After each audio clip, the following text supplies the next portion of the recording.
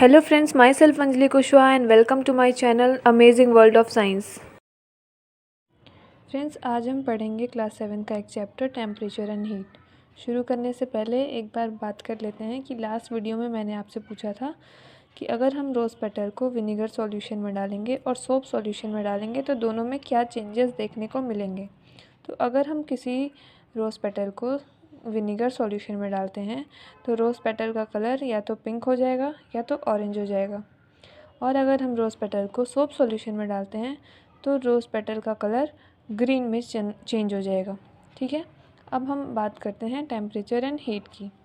Temperature, the degree of cold hotness and coldness of a body और a place is called temperature. कितनी degree में एक body गर्म है या फिर ठंडी है, या कोई जगह है अगर वो कितनी गर्म है या ठंडी है, इसको हम क्या कहते हैं? इसको हम कहते हैं temperature. One of the method of measuring the degree of hotness और coldness is by the sense of touch. एक मेथड होता है कोल्डनेस या गर्मी या फिर ठंडी को नापने का, कि वो हम उसको टच करके सेंस करें कि एक्चुअली में वो कितना गर्म है या कितना ठंडा है। But touching can not clarify us that what is the degree of temperature. पर हम टच से ये नहीं मालूम कर सकते हैं कि एक्चुअली उस बॉडी की टेम्परेचर कितनी है, डिग्री कितना है। हम ये मालूम कर सकते हैं कि वो ठंडा है, गर्म है, ज़्यादा ठंडा है या बहुत ज़्यादा ठंडा है। ठीक है, लेकिन हम ये नहीं मालूम कर सकते हैं कि उसकी डिग्री ऑफ टेम्परेचर क्या है। तो इसके लिए हमको क्या चाहिए होता है? It requires an instrument which is use to measure the temperature. इसके लिए हमें एक इंस्ट्रूमेंट चाहिए होता है जिससे कि हम टेम्परेचर नाप सकें। Measurement of temperature, we measure temperature with an instrument called the thermometer. हम एक इंस्ट्रूमेंट से टेम्परेचर को मेज़र करते हैं जिसको कि हम कहते हैं thermometer. Thermometer are of 3 types. Thermometer 3 तरीके के होते हैं: mercury thermometer, alcohol thermometer and digital thermometer. इन तीनों में क्या चेंजेस हैं? मरकरी थर्मामीटर में थर्मामीटर के ग्लास में हम मरकरी का यूज़ करते हैं। एल्कोहल थर्मामीटर में एल्कोहल का यूज़ होता है, और डिजिटल थर्मामीटर में रजिस्टर का यूज़ होता है जिससे हम ये पहचान सकें कि एक्चुअली में टेम्परेचर कितनी है बॉडी की। अब इसको ब्रीफली पढ़ते हैं। Mercury temperature, mercury thermometer. In 1714, Gabriel Fahrenheit invented the first mercury thermometer. 1714 में जैब्रियल फ़ारेनहाइट ने फर्स्ट मरकरी थर्मोमीटर को इन्वेंट किया था। It is called mercury thermometer because mercury is used in the thermometer to measure the temperature. और इसे mercury thermometer क्यों कहते हैं? इसे मरकरी थर्मामीटर इसलिए कहते हैं क्योंकि इसमें जो है थर्मामीटर में टेम्परेचर को नापने के लिए मरकरी का इस्तेमाल किया जाता है। अब ये देखते हैं कि मरकरी का इस्तेमाल ही क्यों किया जाता है। मरकरी एक एलिमेंट है जिसका इस्तेमाल हम करते हैं, तो सिर्फ उसी एलिमेंट का इस्तेमाल क्यों करते हैं, हम दूसरे किसी एलिमेंट का इस्तेमाल क्यों नहीं करते हैं। Mercury remains in liquid state for a wide range of temperature. कुछ दूरी के टेम्परेचर के लिए, कुछ रेंज ऑफ टेम्परेचर के लिए लिक्विड स्टेट में रहती है मरकरी। ठीक है, it melts at 38.87 degree Celsius. 38.8 degree Celsius पे मरकरी पिघल के आगे की तरफ फ्लो करना शुरू करती है and boil only at 356.58 degree Celsius. और बॉयल कितने पे होती है? बॉयल होती है 356.58 डिग्री सेल्सियस पे होती है। इसका मतलब कि इतने कम टेम्परेचर पे मरकरी हमारा बॉडी टेम्परेचर इंडिकेट करने लगेगी, और बॉयल बहुत अधिक टेम्परेचर पे होगी। इस वजह से ग्लास के टूटने का जो चांसेस रहेगा वो कम रहेगा। It is relatively easy to see because of its silver grey colour. और ये बहुत इजी होता है देखने में क्योंकि इसका कलर जो होता है वो सिल्वर ग्रे कलर का होता है, जो कि हम ग्लास में आराम से पहचान सकते हैं। It does not stick to glass, और ये ग्लास से स्टिक नहीं होती है, चिपकती नहीं है। इस वजह से भी हम मरकरी को यूज़ करते हैं मरकरी थर्मामीटर में। Alcohol thermometer, in this thermometer alcohol is used on the place of mercury. इस थर्मामीटर में हम मरकरी की जगह अल्कोहल का यूज़ करते हैं, जो कि हमें बॉडी टेम्परेचर बताने में हेल्प करता है। Alcohol is cheaper and less harmful than mercury. Alcohol जो है वो मरकरी से बहुत अधिक सस्ता होता है, और मरकरी जितना नुकसानदायक होती है हमारे शरीर के लिए या हमारे एनवायरनमेंट के लिए, उससे कहीं कम, उससे बहुत ज़्यादा कम जो होता है वो अल्कोहल नुकसान करता है। इसका मतलब कि अल्कोहल चीप भी हो गया, सस्ता भी हो गया, और हमें नुकसान भी कम करता है। Alcohol thermometer can measure much lower temperature, और इसका फ़ायदा ये है कि ये बहुत कम टेम्परेचर को भी मेज़र कर सकता है। बहुत कम टेम्परेचर का मतलब -115 डिग्री सेल्सियस तक की टेम्परेचर को अल्कोहल थर्मामीटर मेज़र कर सकता है मरकरी के कंपैरिजन में। But it can not measure temperature higher than 78 degree Celsius. पर इसका जहाँ फ़ायदा है वहाँ ये नुकसान भी है कि हम 78 डिग्री सेल्सियस के ऊपर की टेम्परेचर अल्कोहल थर्मामीटर से नहीं नाप सकते हैं। Digital thermometer do not use mercury. Digital thermometer में मरकरी का यूज़ नहीं होता है। They contain a thermistor. ठीक है, इसमें थर्मोसिस्टर होता है जो कि करंट को पास करने में हेल्प करता है। कैसे हेल्प करता है देखते हैं। The current passing through a thermistor depend on the temperature.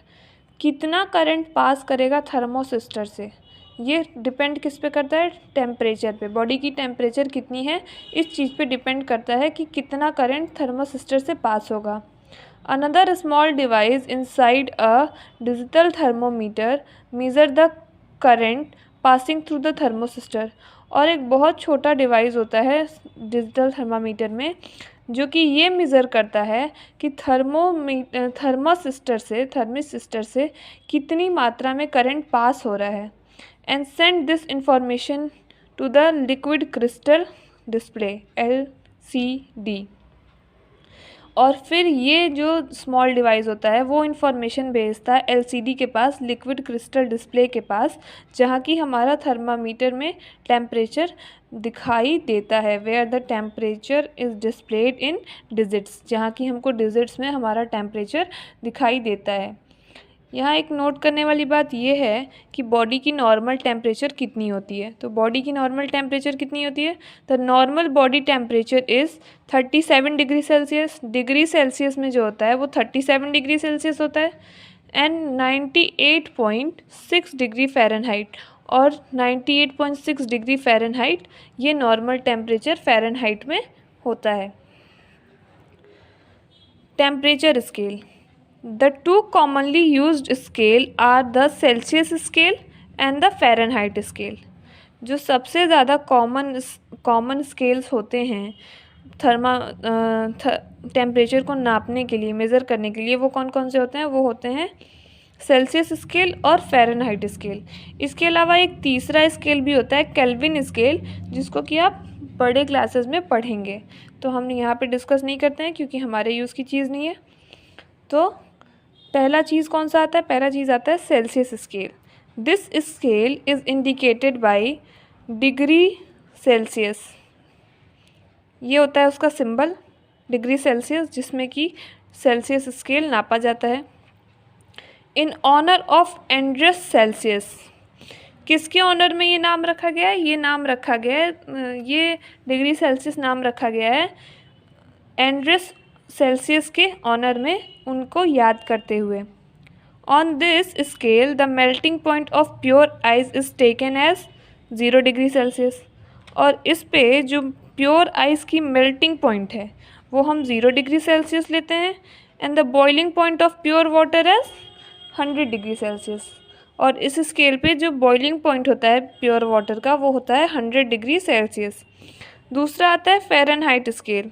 This scale is indicated by degree Fahrenheit.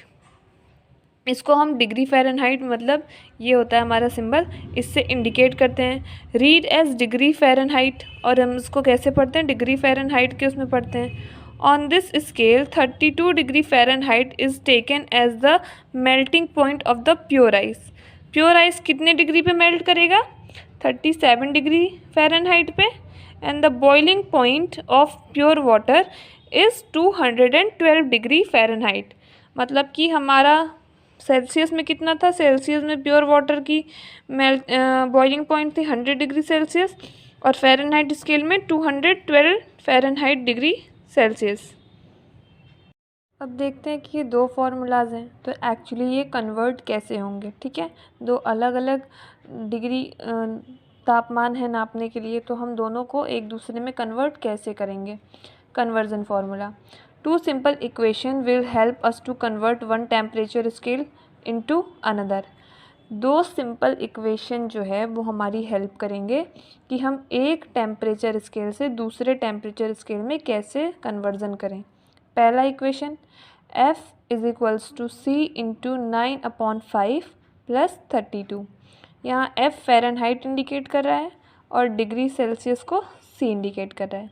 और दूसरा इक्वेशन है C is equals to 5F minus 32/9।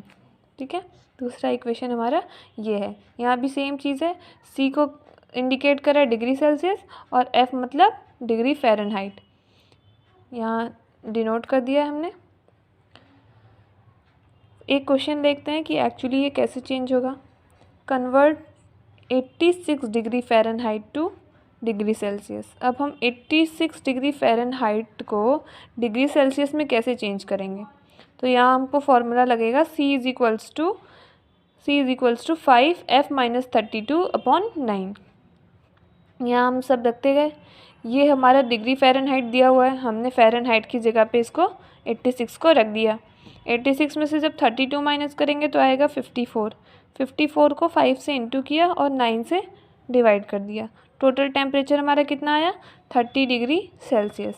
तो ये हो गया हमारा 86 डिग्री फ़ारेनहाइट का मतलब होता है कि बॉडी का टेम्परेचर 30 डिग्री सेल्सियस है। दूसरा, अगर हमको डिग्री सेल्सियस में दिया रहे और हमको फ़ारेनहाइट में कन्वर्ट करना हो तो हमारा पहला इक्वेशन काम करेगा, F is equals to C into 9/5 plus 32। ठीक है, तो यहाँ हमने सेम फार्मूला रखा है, डिग्री सेल्सियस की जगह पे 45 को रखा। अब जब हम इस इक्वेशन को सॉल्व करेंगे तो हमारा आंसर आएगा 81 और 81 में जब 32 को प्लस करेंगे तो आएगा 113, यानी कि 100 degree Fahrenheit is equals to 45 degree Celsius.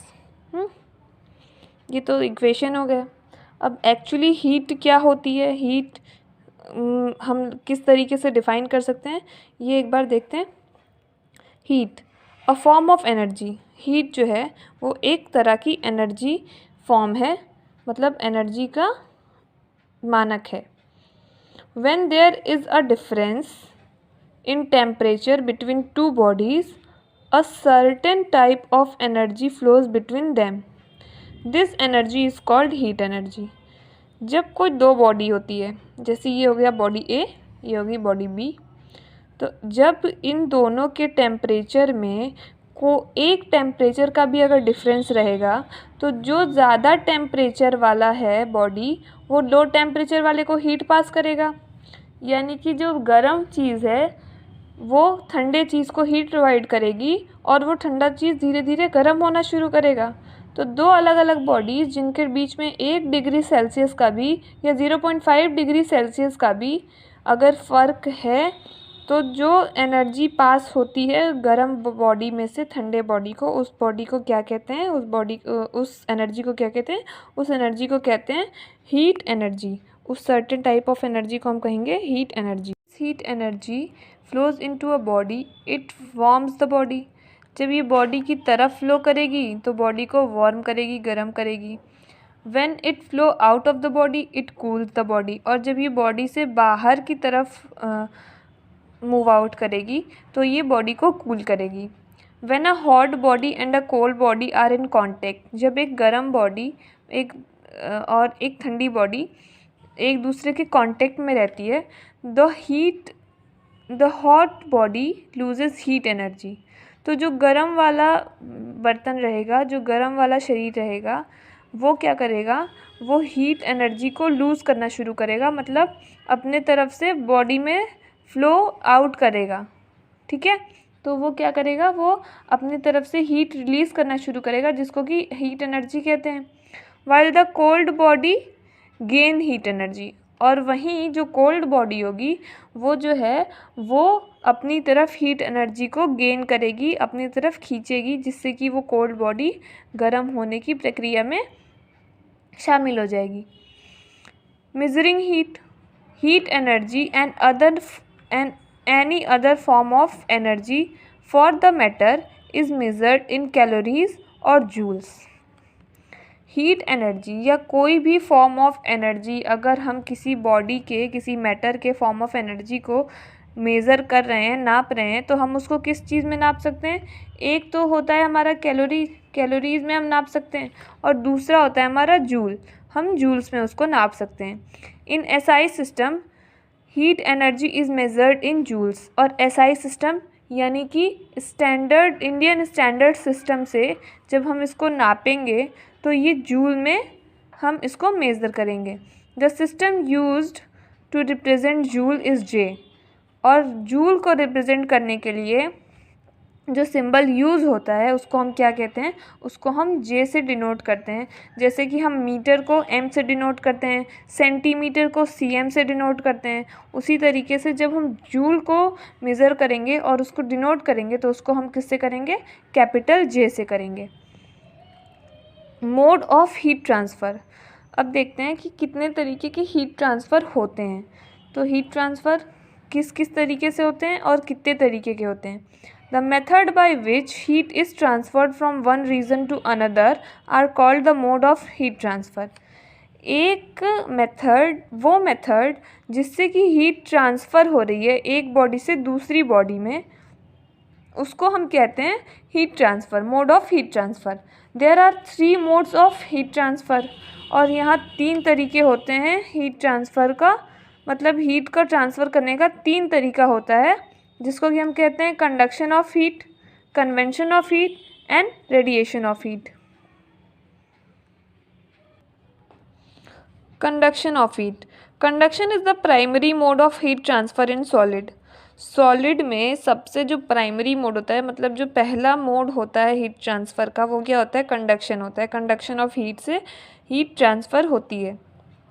For conduction to take place the two bodies should be contact, और कंडक्शन होने के लिए यानी हीट ट्रांसफ़र होने के लिए दो बॉडीज़ का आपस में कांटेक्ट में रहना बहुत ज़रूरी है। Conduction can also happen within a body from one end to another, और अगर दो बॉडीज़ का आपस में कनेक्शन नहीं है तो एक ही बॉडी में एक एंड से दूसरे एंड तक कंडक्शन ऑफ हीट प्लेस होती है। ठीक है।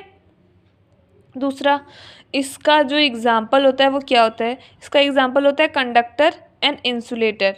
तो conductor and insulator of heat, material that allow heat to pass through them easily are called conductor.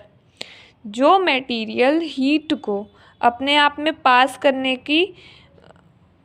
करने देते हैं, ईजिली उसमें से फ्लो होके वो निकल जाती है, उसको क्या कहते हैं? उसको कहते हैं हम conductor.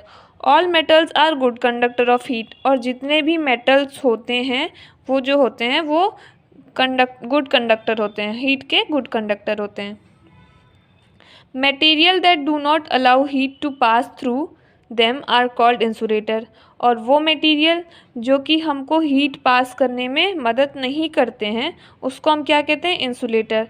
Substance such as wood, straw, clay, rubber, glass do not conduct heat very well, और बहुत से ऐसे सब्सटेंस जैसे कि लकड़ी हो गई, जो प्लास्टिक के स्ट्रॉ आते हैं जो हम कोल्ड ड्रिंक पीने में यूज़ करते हैं या जूसेस पीने में यूज़ करते हैं, उसको हम क्या कहते हैं? स्ट्रॉ।